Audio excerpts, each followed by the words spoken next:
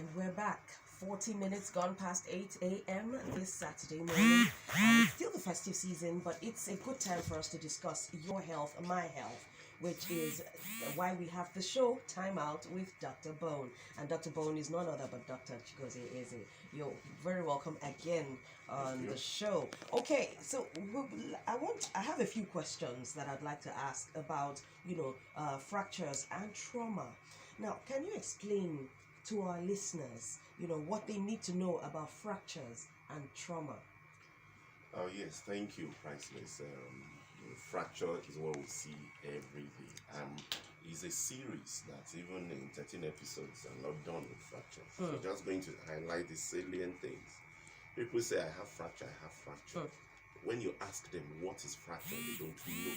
Fracture simply means a break in the continuity of a structure. In bone, a break in the continuity of the bone. Okay. The one we call the penile fracture too. A break in the continuity of the penile shaft too.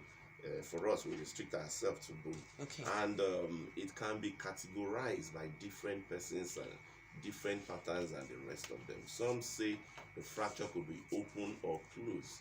Okay. Open means compound, as in the person had the injury and you can see the bone. The bone is in communication with the exterior, whereas that of a closed, you just see there is deformity, but you cannot see the bone.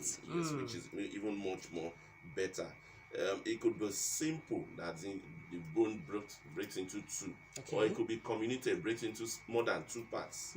It could be displaced, as in when the bones they break, they shift apart. They are not in alignment, or it could be undisplaced, they are in alignment. If you will look at the pattern of the fractures on X-ray, it could be just a straight cut, transverse. It could be an oblique cut. It could be a spiral cut. It could be a plenty pieces of bones you see on the X-rays. And there's this group which we see that could be pathological and non-pathological, where the cause of the fracture is trivial. A trivial fall in elderly at home, fracture the neck of femur, is a pathological fracture. A diseased bone is a pathological fracture. And the non-pathological fracture are the other ones we see in younger persons that don't have bone disease. Then there are special fractures we see in children. The green stick fracture is broken, but it's not completely broken. So because the periosteum of the children's bone is very thick, and it could be the normal one that is broken. So now, for every fracture that happens, the body starts immediately to attempt to heal it. How do you identify fracture? One, the patient screams pain. There's a force that comes to cause it. The patient screams for pain. There's swelling. There may be redness. There may be deformity. Even the patient says, look now, this leg is no longer straight. Then there's loss of functions. You can't even use it.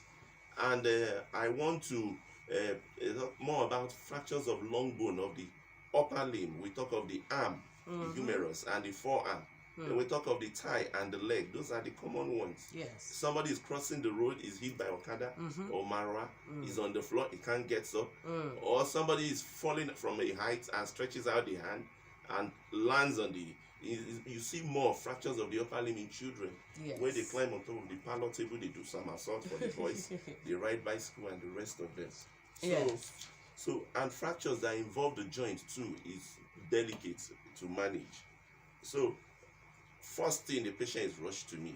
ABC or resuscitation. Is the patient airway clear? Is he breathing? Can he talk? What's your name? You tell me.